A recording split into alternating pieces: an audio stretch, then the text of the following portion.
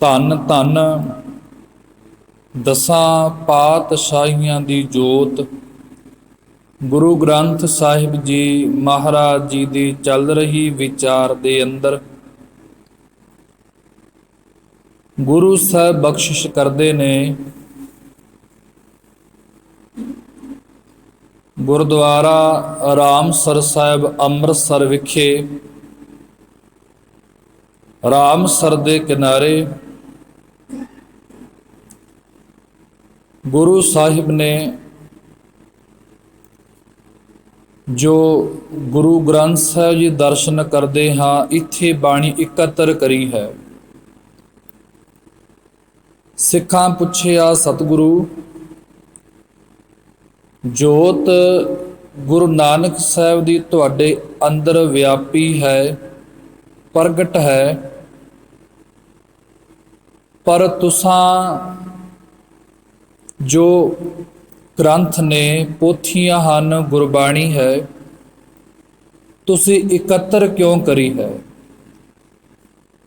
ਕਿਉਂਕਿ ਪਹਿਲਾਂ ਗੁਰਬਾਣੀ ਦੀਆਂ ਪੋਥੀਆਂ ਅਲੱਗ-ਅਲੱਗ ਸਨ।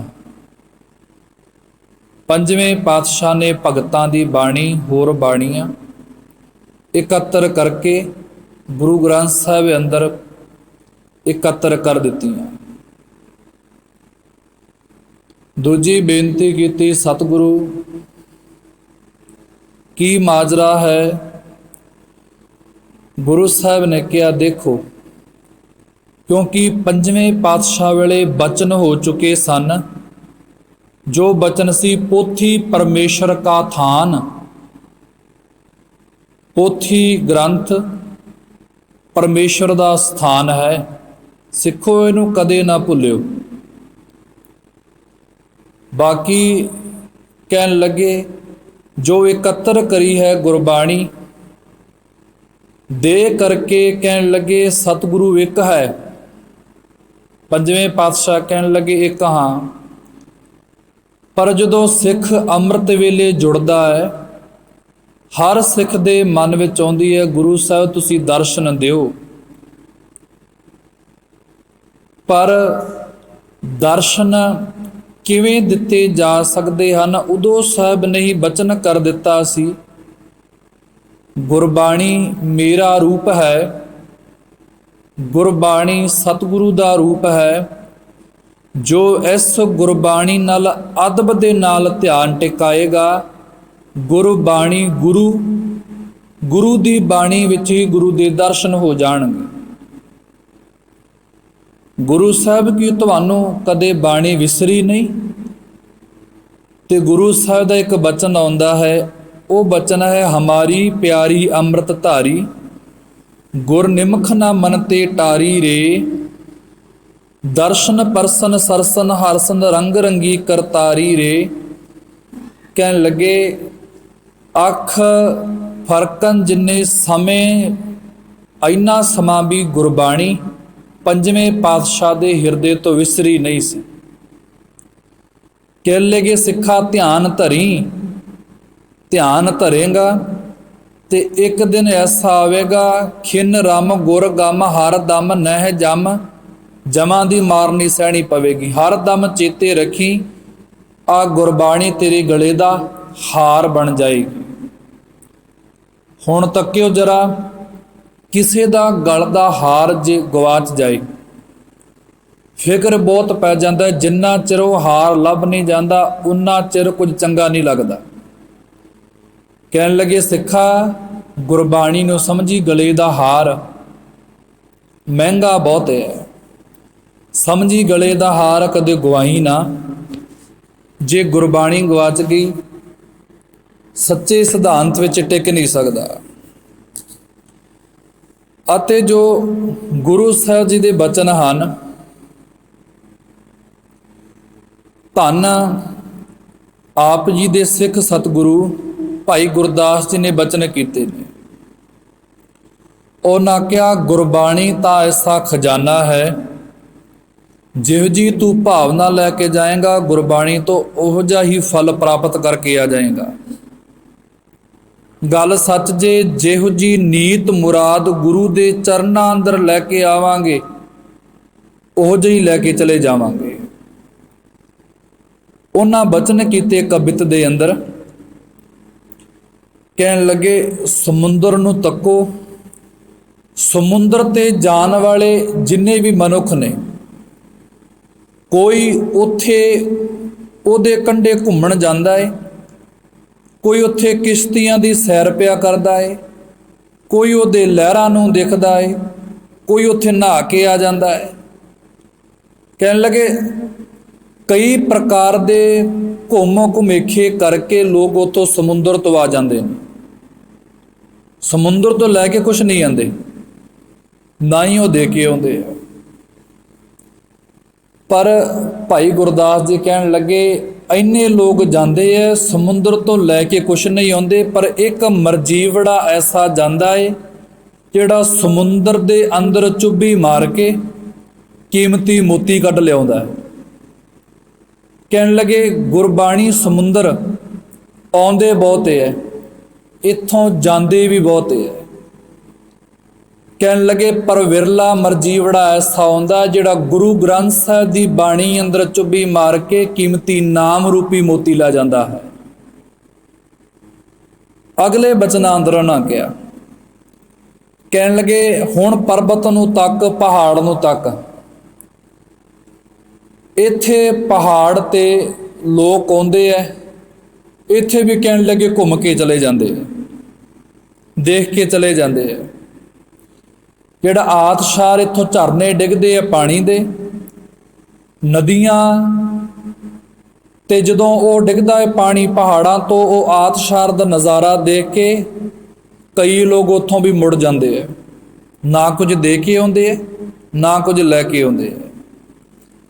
ਪਰ ਇੱਕ ਧਿਆਨ ਟਿਕਾਉਣ ਵਾਲਾ ਮਰਜੀਵੜਾ ਕਹਿੰਦੇ ਉੱਥੇ ਐਸਾ ਹੁੰਦਾ ਹੈ ਜਿਹੜਾ ਪਹਾੜ ਦੀ ਖੋਜ ਕਰਕੇ ਉਹਦੇ ਅੰਦਰੋਂ ਹੀ ਹੀਰੇ ਅਤੇ ਮਣੀਆਂ ਪ੍ਰਾਪਤ ਕਰਕੇ ਉਹਨਾਂ ਖਾਨਾਂ ਚੋਂ ਕੱਢ ਕੇ ਲੈ ਜਾਂਦਾ ਹੈ।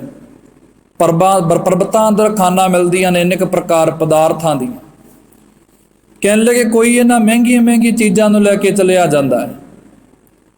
ਫਿਰ ਉਹਨਾਂ ਬਚਨ ਕੀਤੇ ਜੰਗਲ ਹੈ, ਜੰਗਲ ਦੇ ਵਿੱਚ ਅਨੇਕ ਪ੍ਰਕਾਰ ਦੇ ਫਲ ਨੇ, ਫੁੱਲ ਨੇ, ਅਨੇਕ ਪ੍ਰਕਾਰ ਦੀ ਵਿੱਚ ਲੱਕੜ ਹੈ। ਜੰਗਲ ਵਿੱਚ ਆਉਂਦੇ ਨੇ, ਕੋਈ ਫੁੱਲ ਤੋੜ ਕੇ ਲੈ ਗਏ, ਕਈ ਫਲ ਤੋੜ ਕੇ ਲੈ ਗਏ, ਕਈ ਲੱਕੜ ਵੱਢ ਕੇ ਲੈ ਗਏ, ਇੱਥੋਂ ਕਹਿੰਦੇ ਲੈ ਜਾਂਦੇ ਨੇ। ਪਰ ਇੱਕ ਮਰਜੀਵੜਾ ਐਸਾ ਹੁੰਦਾ ਜਿਹਨੂੰ ਚੰਦਨ ਦੀ ਪਛਾਣ ਹੈ, ਉਹ ਚੰਦਨ ਦੀ ਲੱਕੜ ਲੈ ਜਾਂਦਾ। ਪਛਾਣ ਬਿਨਾਂ ਤਾਂ ਚੰਦਨ ਵੀ ਨਹੀਂ ਪਛਾਣਿਆ ਜਾਂਦਾ। ਇੱਕ ਨੂੰ ਪਛਾਣਿਆ ਚੰਦਨ ਦੀ, ਕਈ ਲੋਕ ਆਏ ਫਲ ਲੈ ਗਏ, ਫੁੱਲ ਲੈ ਗਏ, ਲੱਕੜ ਲੈ ਗਏ, ਉਹਨਾਂ ਨੂੰ ਚੰਗੇ ਮਾੜੇ ਦਾ ਪਤਾ ਨਹੀਂ ਲੱਗਿਆ। ਇੱਕ ਦੀ ਸੁਰਤ ਜਾਗੀ, ਇੱਕ ਮਰਜੀਵੜਾ ਐਸਾ ਆਇਆ ਉਹ ਚੰਦਨ ਨੂੰ ਲੈ ਕੇ ਚਲਾ ਗਿਆ। ਕਹਿਣ ਲੱਗੇ ਜਿੰਨਾ ਉਹ ਪੰਡਾਂ ਬਨ ਗੱਠਲ ਲੈ ਗਏ ਲੱਕੜਾਂ ਦੇ, ਅਤੇ ਇੱਕ ਟੋਟਾ ਜਿਹੜਾ ਮਰਜੀਵੜਾ ਚੰਦਨ ਦਾ ਲੈ ਗਿਆ, ਕਹਿਣ ਲੱਗੇ ਉਹਦੇ ਤੁਲ ਸਮਾਨ ਨਹੀਂ। ਚੰਦਨ ਦੀ ਤੁਲ ਤੇ ਹੋਰ ਲੱਕੜ ਕਿਹੜੀ ਹੋ ਸਕਦੀ ਹੈ।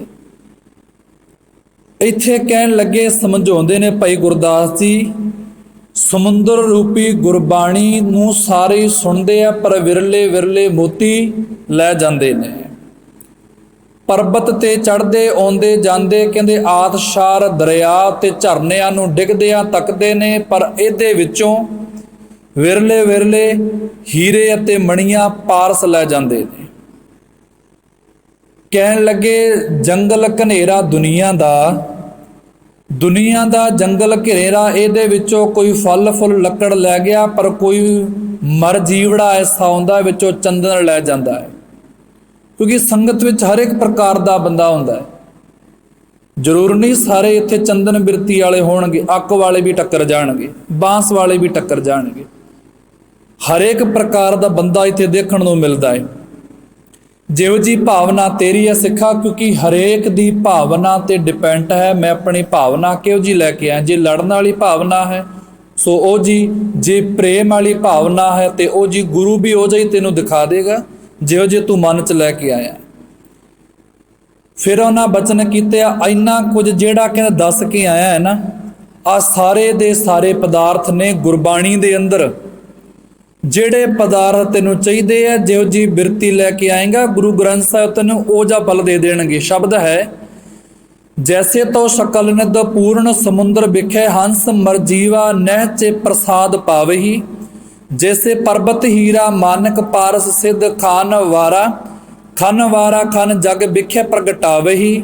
ਜੈਸੇ ਬਨ ਵਿਖੇ ਮਲਿਆਗਰ ਸੋਧਾ ਕਪੂਰ ਸੋਧ ਕੇ ਸੁਬਾਸੀ ਸੁਬਾਸ ਬਹਿਸਾਵਹੀ। ਤੈਸੇ ਗੁਰਬਾਨੀ ਵਿਖੇ ਸਗਲ ਪਦਾਰਥ ਹੈ। ਜੋਈ ਜੋਈ ਖੋਜੈ ਸੋਈ ਸੋਈ ਨਿਪ ਜਾਵਹੀ। ਜਿਹੜਾ ਜਿਹੜਾ ਖੋਜਦਾ ਹੈ ਉਸ ਨੂੰ ਉਹ ਜਿਹਾ ਪਦਾਰਥ ਕਹਿਣ ਲੱਗੇ ਮਿਲ ਜਾਂਦਾ ਹੈ।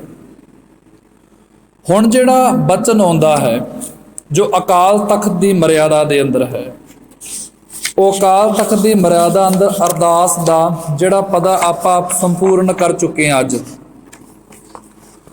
ਉਹ ਜਿਹੜਾ ਸ਼ਬਦ ਹੈ, ਦਸਾਂ ਪਾਤਸ਼ਾਹੀਆਂ ਦੀ ਜੋਤ ਸ੍ਰੀ ਗੁਰੂ ਗ੍ਰੰਥ ਸਾਹਿਬ ਜੀ ਦੇ ਪਾਠ ਦਰਸ਼ਨ ਦੀਦਾਰ ਦਾ ਧਿਆਨ ਧਰ ਕੇ ਬੋਲੋ ਜੀ ਵਾਹਿਗੁਰੂ। ਹੁਣ ਦਸਾਂ ਪਾਤਸ਼ਾਹੀਆਂ ਦੀ ਜੋਤ ਤਾਂ ਇਹਦੀ ਵਿਚਾਰ ਆਪਾਂ ਕਰ ਲਈ। ਅੱਗੇ ਜਦੋਂ ਆਪਾਂ ਅਰਦਾਸ ਕਰਦੇ ਹਾਂ ਆਪਾਂ ਕਹਿੰਦੇ ਹਾਂ ਵੀ ਦਰਸ਼ਨ ਦੀਦਾਰ ਦਾ ਧਿਆਨ ਧਰ ਕੇ, ਪਰ ਅਕਾਲ ਤਖਤ ਦੀ ਮਰਿਆਦਾ ਦੇ ਅੰਦਰ ਦਰਸ਼ਨ ਸ਼ਬਦ ਲਿਖਿਆ ਨਹੀਂ। ਉਹਨਾਂ ਲਿਖਿਆ ਹੈ ਗੁਰੂ ਗ੍ਰੰਥ ਸਾਹਿਬ ਜੀ ਦੇ ਪਾਠ ਦੀਦਾਰ ਦਾ ਧਿਆਨ ਧਰ ਕੇ। ਹੁਣ ਮਨ ਵਿੱਚ ਆ ਗਿਆ ਇੱਕ ਵੀ ਇੱਥੇ ਪਾਠ ਦੀਦਾਰ ਦਾ ਧਿਆਨ ਧਰ ਕੇ ਲਿਖਿਆ, ਪਰ ਆਪਾਂ ਕਹਿੰਦੇ ਹਾਂ ਦਰਸ਼ਨ ਦੀਦਾਰ, ਪਰ ਧਿਆਨ ਦੇਣਾ। ਹੁਣ ਜਿਹੜਾ ਸਿੱਖ ਕਰੇਗਾ ਪਾਠ ਕਿ ਉਹਨੂੰ ਦਰਸ਼ਨ ਨਾ ਹੋਣਗੇ ਕਹਿਣ ਦੀ ਗੱਲ ਜ਼ਰੂਰਤ ਹੀ ਨਹੀਂ। ਜਿਹੜਾ ਕਰੇਗਾ ਪਾਠ ਉਹਨੂੰ ਦਰਸ਼ਨ ਹੋਣਗੇ ਹੀ, ਦੀਦਾਰੇ ਵੀ ਹੋਣਗੇ। ਇੱਥੇ ਕਿਹਾ ਦਰਸ਼ਨ ਗੁਰੂ ਗ੍ਰੰਥ ਸਾਹਿਬ ਦੇ ਕਿਹਨੂੰ ਹੋਣਗੇ, ਤੇ ਉੱਥੇ ਮਰਿਆਦਾ ਅੰਦਰ ਆਇਆ ਦਸਾਂ ਪਾਤਸ਼ਾਹੀਆਂ ਦੀ ਜੋਤ ਗੁਰੂ ਗ੍ਰੰਥ ਸਾਹਿਬ ਜੀ ਦੇ ਪਾਠ ਕਰੇਗਾ, ਦਰਸ਼ਨ ਦੀਦਾਰੇ ਫਿਰ ਆਪੇ ਹੀ ਹੋ ਜਾਣਗੇ। ਪਾਠ ਕਰ, ਦਰਸ਼ਨ ਦੀਦਾਰ ਦਾ ਧਿਆਨ ਧਰ ਕੇ ਫਿਰ ਹਿਰਦੇ ਨਾਲ ਬੋਲੀ ਵਾਹਿਗੁਰੂ। ਤੇ ਇੱਥੇ ਬਚਨ ਆਉਂਦੇ, ਗੁਰੂ ਗੋਬਿੰਦ ਸਿੰਘ ਨੂੰ ਪੁੱਛਿਆ ਪਾਤਸ਼ਾਹ ਨੰਦ ਲਾਲ ਜੀ ਨੇ। ਨੰਦ ਲਾਲ ਜੀ ਕਹਿਣ ਲੱਗੇ ਗੁਰੂ ਸਾਹਿਬ ਇਸ ਤੋਂ ਬਾਅਦ ਦਰਸ਼ਨ ਕਿਹਦੇ ਕਰਾਂਗੇ, ਕਿਰਪਾ ਤਾਂ ਕਰੋ ਸਾਡੇ ਤੇ। ਤੁਸੀਂ ਬਚਨ ਕਰ ਦਿਓ, ਅਸੀਂ ਬਚਨ ਸੁਣ ਕੇ ਜੀਵਨ ਨੂੰ ਢਾਲ ਲੈਂਦੇ ਹਾਂ। ਹੁਣ ਬਚਨ ਕਿਹਦੇ ਸੁਣਾਂਗੇ? ਤੇ ਉਹਨਾਂ ਬਚਨ ਕੀਤਾ ਸੀ, ਰਹਿਤਨਾਮੇ ਅੰਦਰ ਹੈ, ਜ਼ਰੂਰ ਪੜ੍ਹਿਓ। ਉਹ ਬਚਨ ਹੈ ਗੁਰਸਿੱਖ ਰਹਿਤ ਸੁਣੋ ਮੇਰੇ ਮੀਤ। ਕਿਉਂਕਿ ਸਮਝ ਆਪਾਂ ਨੂੰ ਸਿੱਧਾ ਹੀ ਪੈ ਜਾਗੇ, ਅਰਥ ਕਰਨ ਦੀ ਲੋੜ ਨਹੀਂ। ਗੁਰਸਿੱਖ ਰਹਿਤ ਸੁਣੋ ਮੇਰੇ ਮੀਤ, ਉਠ ਪ੍ਰਭਾਤ ਕਰੋ ਹਿਤ ਚੀਤ। ਵਾਹਿਗੁਰੂ ਪੁੰਨ ਮੰਤਰੇ ਜਾਪ, ਕਰ ਇਸ਼ਨਾਨ ਪੜ੍ਹੇ ਜਪ ਜਾਪ। ਇਸ਼ਨਾਨ ਕਰਨਾ ਹੈ, ਜਪਜੀ ਸਾਹਿਬ ਦੀ ਬਾਣੀ, ਜਾਪ ਸਾਹਿਬ ਦੀ ਬਾਣੀ ਪੜ੍ਹਨੀ ਹੀ ਪੜ੍ਹਨੀ ਹੈ। ਜਪ ਤੇ ਜਾਪ, ਜਪਜੀ ਸਾਹਿਬ ਤੇ ਜਾਪ ਸਾਹਿਬ, ਇਹਨਾਂ ਬਾਣੀਆਂ ਦੀ ਭਾਵ ਪੰਜੇ ਬਾਣੀਆਂ ਲਾਓ, ਕਿਸੇ ਨੂੰ ਵੀ ਛੂਟ ਨਹੀਂ। ਭਾਵੇਂ ਉਹ ਗ੍ਰੰਥੀ ਰਾਗੀ ਪ੍ਰਧਾਨ ਕਿਸੇ ਪ੍ਰਕਾਰ ਦਾ ਕਿਤੇ ਕੋਈ ਕਿਤੇ ਲੱਗਿਆ, ਭਾਵੇਂ ਤਖਤ ਤੇ ਵੀ ਸੇਵਾ ਕਰਦਾ ਹੈ, ਕਿੱਡਾ ਹੀ ਕੋਈ ਮੈਂਬਰ, ਪਰ ਕਿਸੇ ਨੂੰ ਇਸ ਗੁਰਬਾਣੀ ਨਾ ਪੜ੍ਹਨ ਦੀ ਇਜਾਜ਼ਤ ਨਹੀਂ। ਇਸ ਬਾਣੀ ਨੂੰ ਕੋਈ ਛੱਡ ਨਹੀਂ ਸਕਦਾ। ਅਸਲ ਵਿੱਚ ਜਿਹੜਾ ਜਪ ਜਾਪ ਦੀ ਬਾਣੀ ਪੜ੍ਹੇਗਾ ਹਿਰਦਾ ਅੰਦਰ ਹੀ ਹਰਿਆ ਰਹਿੰਦਾ ਹੈ। ਆਹ ਬਾਣੀਆਂ ਛੱਡ ਦਿਓ, ਅੰਮ੍ਰਿਤ ਛਕ ਕੇ ਜਿੰਨਾ ਮਰਜ਼ੀ ਰਹੀਏ, ਬਾਣੀ ਨਹੀਂ ਪੜ੍ਹੀ ਤੇ ਅੰਦਰੋਂ ਸੁੱਕ ਜਾਂਦਾ ਹੈ ਬੰਦੇ ਦਾ। ਕਹਿਣ ਲੱਗੇ ਕਰ ਇਸ਼ਨਾਨ ਪੜ੍ਹੇ ਜਪ ਜਾਪ, ਸੱਚੀ ਮਰਿਆਦਾ ਪਏ ਦੱਸਦੇ ਨੇ ਗੁਰੂ ਗੋਬਿੰਦ ਸਿੰਘ। ਜਪਜੀ ਸਾਹਿਬ ਜਾਪ ਸਾਹਿਬ ਪੜ੍ਹੇਗਾ, ਸਿੱਖ ਅਖਵਾਉਣ ਦੇ ਲਾਇਕ ਹੈ। ਤੇ ਦੂਜਾ ਅਰਥ ਆਪਾਂ ਨੂੰ ਪਤਾ ਹੀ ਹੈ, ਇਸ਼ਨਾਨ ਦਰਸ਼ਨ ਕਰੇ ਮੇਰਾ ਪੁੰਨ ਆਏ, ਆਦਬ ਸਿਉ ਬੈਠ ਗੁਰ ਹਿਤ ਚਿਤ ਲਾਏ। ਆਦਰੜ ਕਰਵਾਇਆ। ਫਿਰ ਅਗਲੇ ਪੌੜੀ ਦੇ ਅੰਦਰ ਗੁਰੂ ਸਾਹਿਬ ਨੰਦ ਲਾਲ ਨੇ ਪੁੱਛਿਆ, ਗੁਰੂ ਜੀ ਦਰਸ਼ਨ ਫਿਰ ਤੁਹਾਡੇ ਦਰਸ਼ਨ ਕਿਹਦੇ ਚੋਂ? ਫਿਰ ਉਹਨਾਂ ਨੇ ਕਿਹਾ ਜੋ ਸਿੱਖ ਗੁਰ ਦਰਸ਼ਨ ਕੀ ਚਾਹੇ। ਜਿਹੜੇ ਸਿੱਖ ਦੇ ਮਨ ਵਿੱਚ ਚਾਹ ਹੈ ਨਾ ਮੈਂ ਗੁਰੂ ਦੇ ਦਰਸ਼ਨ ਕਰਨੇ ਨੇ, ਉਹ ਇੱਕ ਗੱਲ ਪੱਲੇ ਬੰਨੇ, ਗੁਰੂ ਜੀ ਕਿਹੜੀ? ਜੋ ਸਿੱਖ ਗੁਰ ਦਰਸ਼ਨ ਕੀ ਚਾਹੇ, ਦਰਸ਼ਨ ਕਰੇ ਗ੍ਰੰਥ ਜੀ ਆਹੇ। ਸਿੱਧਾ ਹੀ ਪ੍ਰਮਾਣ ਦੇਤਾ ਵੀ ਗੁਰੂ ਗ੍ਰੰਥ ਸਾਹਿਬ ਦਰਸ਼ਨ ਕਰਨੇ ਨੇ, ਮੇਰੇ ਦਰਸ਼ਨ ਹੋਣਗੇ। ਦਰਸ਼ਨ ਕਰੇ ਗ੍ਰੰਥ ਜੀ ਆਏ, ਪ੍ਰਭਾਤ ਸਮੇਂ ਕਰਕੇ ਇਸ਼ਨਾਨ। ਇੱਥੇ ਇਹ ਨਹੀਂ ਕਿਹਾ ਵੀ 12 ਵਜੇ ਦੁਪਹਿਰੇ ਉੱਠ ਕੇ ਉਦੋਂ ਗੁਰਦੁਆਰੇ ਚੱਲ ਪਾਓ। ਅਸਲ ਵਿੱਚ ਕੋਈ ਮਰਿਆਦਾ ਦੀ ਗੱਲ ਵੀ ਹੁੰਦੀ ਹੈ। ਹਾਂ, ਸਰੀਰ ਕੋਈ ਠੀਕ ਨਹੀਂ ਹੈ, ਬਿਰਧ ਅਵਸਥਾ ਜ਼ਿਆਦੀ, ਉਹ ਗੱਲ ਵੱਖਰੀ ਹੈ। ਕਹਿਣ ਲੱਗੇ ਪ੍ਰਭਾਤ ਸਮੇਂ ਕਰਕੇ ਇਸ਼ਨਾਨ, ਤੀਨ ਪ੍ਰਦਛਣਾ ਕਰੇ ਸੁਜਾਨ। ਗੁਰੂ ਸਾਹਿਬ ਜੀ ਫਿਰ ਜੇ ਕੋਈ ਗੱਲ ਪੁੱਛਣੀ ਹੋਵੇ ਫਿਰ ਕਹਿਣ ਲੱਗੇ ਫਿਰ ਇੰਝ ਕਰੀ, ਦਰਸ਼ਨ ਕਰਕੇ ਨਕ ਮਸਤਕ ਹੋ ਕੇ ਪਰਿਕਰਮਾ ਕਰਕੇ ਉਦੋਂ ਬਾਅਦ 'ਚ ਕਹਿਣ ਲੱਗੇ ਦੋਹਰਾ, ਹਾਥ ਜੋੜ ਕਰ ਅਦਬ ਸਿਉ ਬੈਠੇ ਮੋਹੇ ਹਜ਼ੂਰ। ਹੱਥ ਜੋੜ ਕੇ ਅਦਬ ਨਾਲ ਬਹਿ ਜਾਈ, ਸੀਸ ਟੇਕ ਗੁਰੂ ਗ੍ਰੰਥ ਜੀ ਬਚਨ ਸੁਣੇ ਸੋ ਹਜ਼ੂਰ। ਕਹਿਣ ਲੱਗੇ ਸੀਸ ਟੇਕ ਕੇ ਗੁਰੂ ਗ੍ਰੰਥ ਸਾਹਿਬ ਨੂੰ ਫਿਰ ਬਚਨ ਸੁਣੇ, ਉੱਚਾ ਸੁਣੇ। ਬੋਲਣ ਲੱਗੇ ਗੁਰਬਾਣੀ ਉੱਚਾ ਕਰਕੇ ਗਾਵੇ। ਇੱਥੇ ਬਚਨ ਆਇਆ ਵੀ ਬੋਲ ਕੇ ਸੁਣਨਾ ਹੈ ਤੇ ਬੋਲ ਕੇ ਅਗਲੇ ਨੂੰ ਸੁਣਾਉਣਾ ਹੈ। ਤੇ ਇੱਥੇ ਬਚਨ ਆਉਂਦਾ, ਹੁਣ ਜੇ ਕੋਈ ਸਵਾਲ ਕਰੇ ਆਪਾਂ ਤੋਂ ਵੀ ਦੱਸੋ ਆਪਣੇ ਵਿੱਚ, ਤੇ ਬਹੁਤ ਖੁਸ਼ੀ ਦੀ ਗੱਲ ਹੈ, ਕਈ ਲੋਕ ਮਿਲਦੇ ਆ ਨਾ, ਨਗਰ ਦੇ ਸੰਗਤ ਮਿਲਦੀ ਹੈ ਕਦੋਂ ਵੀ, ਭਾਵੇਂ ਕਦੇ ਕਦੇ ਆਏ। ਹੁਣ ਕਰੋਨਾ ਕਰਕੇ ਸੰਗਤ ਘੱਟ ਹੈ। ਉਹ ਜਦੋਂ ਵੀ ਮਿਲਦੇ ਉਦੋਂ ਕਹਿੰਦੇ ਅਸੀਂ ਵਿਚਾਰ ਘਰੇ ਬੈਠੇ ਸੁਣਦੇ ਆ, ਮਨ ਨੂੰ ਖੁਸ਼ੀ ਹੁੰਦੀ ਹੈ ਵੀ ਸੇਵਾ ਥਾਏ ਪੈ ਰਹੀ ਹੈ। ਸਾਨੂੰ ਕੋਈ ਪੁੱਛੇ ਵੀ ਤੁਸੀਂ ਗੁਰੂ ਨਾਲ ਪਿਆਰ ਕਰਦੇ ਹੋ, ਤੇ ਕੋਈ ਵੀ ਨਹੀਂ ਰਵੇਗਾ, ਹਰੇਕ ਬੰਦਾ ਹੱਥ ਚੱਕੇਗਾ ਵੀ ਮੈਂ ਕਰਦਾ ਪਿਆਰ। ਤੇ ਜਦੋਂ ਗੁਰਬਾਣੀ ਨੂੰ ਪੜ੍ਹਦੇ ਸੁਣਦੇ ਆ ਨਾ ਪਿਆਰਿਓ, ਤੇ ਗੁਰੂ ਇੱਕ ਗੱਲ ਕਹਿੰਦੇ ਨੇ, ਕਹਿਣ ਲੱਗੇ ਮੈਨੂੰ ਪਿਆਰ ਪਤਾ ਹੈ ਕੀ ਹੈ। ਗੁਰੂ ਜੀ ਕਹੇ ਕਿਹੜਾ ਪਿਆਰ ਹੈ? ਕਹਿਣ ਲੱਗੇ ਜਿਹੜਾ ਗੁਰਬਾਣੀ ਨੂੰ ਪਿਆਰ ਕਰੇਗਾ ਉਹ ਮੈਨੂੰ ਪਿਆਰ ਕਰਦਾ ਹੈ। ਹੁਣ ਆਪਾਂ ਤੱਕੀਏ ਜਰਾ, ਦੇਖੀਏ ਅੰਦਰ ਝਾਕ ਕੇ ਗੁਰਬਾਣੀ ਦੇ ਪ੍ਰਤੀ ਸਾਡਾ ਕਿੰਨਾ ਕੁ ਪਿਆਰ ਹੈ, ਕਿੰਨਾ ਕੁ ਪੜ੍ਹਦੇ ਹਾਂ। ਇੱਥੇ ਜਿਹੜੇ ਬਚਨ ਨੇ, ਕਹਿਣ ਲੱਗੇ ਗ੍ਰੰਥ ਦੇ ਦਰਸ਼ਨ ਕਰੀ, ਗੁਰੂ ਸਾਹਿਬ ਗੁਰੂ ਗ੍ਰੰਥ ਸਾਹਿਬ ਦੇ ਮੇਰੇ ਦਰਸ਼ਨ ਹੋਣਗੇ, ਪਾਠ ਕਰੀ ਦੀਦਾਰ ਤੈਨੂੰ ਹੋਣਗੇ। ਦੀਦਾਰ ਤੈਨੂੰ ਹੋਏ ਅੰਦਰੋਂ ਵਾਹਿਗੁਰੂ ਤੇਰੇ ਵਸੇਗਾ। ਜੇ ਵਾਹਿਗੁਰੂ ਤੇਰੇ ਵਸੇਗਾ ਬੰਦ ਖਲਾਸੀ ਪਿਆਰਿਆ ਫੇਰ ਹੀ ਹੋਏਗੀ। ਅਰਦਾਸ ਦਾ ਅੱਜ ਪੂਰਾ ਪਦਾ ਹੋ ਗਿਆ ਇੱਕ, ਮਤਲਬ ਕਿ ਪਹਿਲੀ ਪੌੜੀ ਅਰਦਾਸ ਦੀ ਆਪਾਂ ਸੰਪੂਰਨ ਕਰ ਲਈ ਹੈ। ਤੇ ਹੁਣ ਜਦੋਂ ਗੁਰੂ ਸਾਹਿਬ ਸਮਝਾਉਂਦੇ ਪਏ ਨੇ ਪਾਠ ਕਰਨਾ, ਦੀਦਾਰੇ ਕਰਨੇ। ਹੁਣ ਜਦੋਂ ਪਾਠ ਦੀ ਵਿਚਾਰ ਆਉਂਦੀ ਹੈ ਨਾ, ਇੱਥੇ ਕਹਿਣ ਲੱਗੇ ਜੋ ਗੁਰਸਿੱਖ ਹੈ ਆਪਣਾ ਸਹਿਜ ਪਾਠ ਜਾਰੀ ਰੱਖੇ। ਨਿਤਨੇਮ ਤਾਂ ਕਰਨਾ ਹੀ ਕਰਨਾ ਹੈ, ਪਰ ਥੋੜਾ ਜਿਹਾ ਜੇ ਕੰਮ ਹੋ ਜਾਏ ਆਪਾਂ ਟਾਲਾ ਮਾਰ ਜਾਂਦੇ ਵੀ ਨਿਤਨੇਮ ਅਜ ਹੋਇਆ ਹੀ ਨਹੀਂ। ਜੇ ਨਿਤਨੇਮ ਨਹੀਂ ਹੋਇਆ ਪਿਆਰੇ ਅੰਦਰੋਂ ਸੁੱਕ ਜਾਏਗਾ। ਗੁਰੂ ਕਹਿੰਦੇ ਫਿਰ ਸਿੱਖ ਹਰਿਆ ਹੀ ਨਹੀਂ ਰਿਹਾ, ਫਿਰ ਉੱਥੇ ਅੱਗੇ ਕਿਵੇਂ ਪੁੰਗਰੇਗਾ? ਅੱਗੇ ਵੀ ਨਸਲ ਫਿਰ ਸੁੱਕੀ ਹੋਈ ਪੈਦਾ ਹੋਵੇਗੀ। ਤੇ ਕਹਿਣ ਲੱਗੇ ਸੱਚ ਕਰ ਜਾਣੀ। ਅੱਜ ਦੇ ਅਨੁਸਾਰ ਜੇ ਬੇਨਤੀ ਕਰੀਏ, ਹਰੇਕ ਨੂੰ ਕਹਿੰਦੇ ਆ ਵੀ ਗੁਰੂ ਗ੍ਰੰਥ ਸਾਹਿਬ ਦਾ ਪਾਠ ਕਰਿਆ ਕਰੋ, ਹਰੇਕ ਕਹਿੰਦਾ ਵੀ ਸਮਾਂ ਨਹੀਂ ਹੈ। ਪਰ ਇੱਕ ਗੱਲ ਤੀ ਪਿੱਛੇ ਭਾਈ ਸਾਹਿਬ ਨੇ ਬੇਨਤੀ ਕੀਤੀ ਸੀ, ਮਹਾਂਪੁਰਸ਼ ਉਹ ਵੀ ਕਹਿੰਦੇ ਹੁੰਦੇ ਸਨ, ਉਹ ਕਹਿਣ ਲੱਗੇ ਹਰੇਕ ਬੰਦੇ ਨੂੰ ਕਹੀਏ ਨਾ ਵੀ ਪਾਠ ਕਰਿਆ ਕਰੋ, ਉਹ ਕਹਿਣ ਲੱਗੇ ਸਾਡੇ ਕੋਲੇ ਸਮਾਂ ਹੀ ਕੋਈ ਨਹੀਂ। ਪਰ ਇੱਕ ਗੱਲ ਸੱਚ ਕਰਕੇ ਜਾਣਿਓ, ਜੋ ਸਮੇਂ ਦਾ ਦਰਮਿਆਨਾ ਚੱਲ ਰਿਹਾ ਹੈ ਨਾ, ਹੁਣ ਕਹਿਣ ਲੱਗੇ 7-8 ਸਾਲ ਤੋਂ ਲੈ ਕੇ, ਪਹਿਲੇ ਇਦੋਂ ਵੀ ਪਹਿਲਾਂ ਦਾ ਹੋਵੇਗਾ, ਪਰ 7-8 ਸਾਲ ਤੋਂ ਲੈ ਕੇ 80 85 90 ਸਾਲ ਤੱਕ ਜਿਹੜੇ ਨੇ ਨਾ, 24 ਘੰਟਿਆਂ ਦੇ ਵਿੱਚ 8-8 ਘੰਟੇ ਤੱਕ ਜਾਂ 6-6 ਘੰਟੇ ਤੱਕ ਦੇ ਫੋਨ ਤੇ ਰਹਿੰਦੇ ਆ। ਆਹ ਗੱਲ ਬਿਲਕੁਲ ਸੱਚ ਹੈ।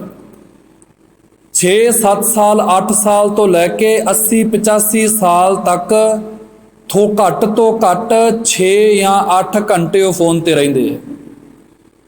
ਆਹ ਗੱਲ ਉਹਨਾਂ ਦੀ ਬਿਲਕੁਲ ਝੂਠ ਹੈ ਵੀ ਸਾਡੇ ਕੋਲ ਸਮਾਂ ਹੀ ਕੋਈ ਨਹੀਂ। ਹੁਣ ਇਹਦੇ ਵਿੱਚ ਕਰਨਾ ਕੀ ਹੈ? ਹੁਣ ਆਪਾਂ ਕਹਿ ਤਾਂ ਲਿਆ ਵੀ ਚਲੋ 6 ਘੰਟੇ ਚਲਾਉਣ ਵਾਲੇ ਵੀ ਚਲਾਉਂਦੇ, 8 ਘੰਟੇ ਵੀ ਚਲਾਉਂਦੇ ਆ, ਜ਼ਿਆਦਾ ਵੀ ਹੋ ਸਕਦਾ ਹੈ। ਇਹਦੇ ਵਿੱਚ ਹੁਣ ਤੱਤ ਭਾਵ ਆਪਾਂ ਕੀ ਲੈਣਾ ਹੈ? ਇਹਨਾਂ 6 ਘੰਟਿਆਂ ਦੇ ਵਿੱਚ ਆਪਾਂ ਸਮਾਂ ਕੱਢ ਲਿਆ ਫੋਨ ਚਲਾਉਣ ਦਾ। ਫੋਨ ਚਲਾਉਣ ਦੇ 6 ਘੰਟਿਆਂ ਦੇ ਵਿੱਚ 20 ਮਿੰਟ, ਜ਼ਿਆਦਾ ਨਹੀਂ, ਕੇਵਲ 20 ਮਿੰਟ ਕੱਢੀਏ ਗੁਰੂ ਗ੍ਰੰਥ ਸਾਹਿਬ ਮਹਾਰਾਜ ਵਾਸਤੇ। ਧਿਆਨ ਦਿਓ, 20 ਮਿੰਟ ਕੱਢੀਏ ਗੁਰੂ ਗ੍ਰੰਥ ਸਾਹਿਬ ਮਹਾਰਾਜ ਵਾਸਤੇ। 5 ਮਿੰਟਾਂ ਦੇ ਵਿੱਚ ਗੁਰੂ ਗ੍ਰੰਥ ਸਾਹਿਬ ਜੀ ਦਾ ਆਪਾਂ ਕਰੀਏ ਇੱਕ ਅੰਗ, ਤੇ 20 ਮਿੰਟਾਂ 'ਚ ਹੋ ਗਈ 4। ਤੇ 365 ਦਿਨਾਂ ਦੇ ਵਿੱਚ 1 ਸਾਲ ਦੇ ਵਿੱਚ ਪੂਰੇ ਦਾ ਪੂਰਾ ਗੁਰੂ ਗ੍ਰੰਥ ਸਾਹਿਬ ਦੇ ਦਰਸ਼ਨ ਆਪਾਂ ਕਰ ਲਵਾਂਗੇ ਜੀ। 6 ਘੰਟੇ ਫੋਨ ਚਲਾਇਆ, ਚਲ ਉਹਨੂੰ ਛੱਡੋ, 20 ਮਿੰਟ ਲੈ ਲਈਏ ਆਪਾਂ। ਗੁਰੂ ਸਾਹਿਬ ਜ਼ਿਆਦਾ ਨਹੀਂ ਮੰਗਦੇ। ਉਹ ਕਹਿਣ ਲੱਗੇ ਮੇਰਾ ਸੁਧਾਰ ਨਹੀਂ ਹੋਣਾ, ਸੁਧਾਰ ਸਿੱਖਾ ਤੇਰਾ ਹੀ ਹੋਣਾ ਹੈ। ਇਹਨਾਂ 6 ਘੰਟਿਆਂ ਦੇ ਵਿੱਚ 20 ਮਿੰਟ ਰੋਜ਼ ਰੂਟੀਨ ਬਣਾ ਲਓ।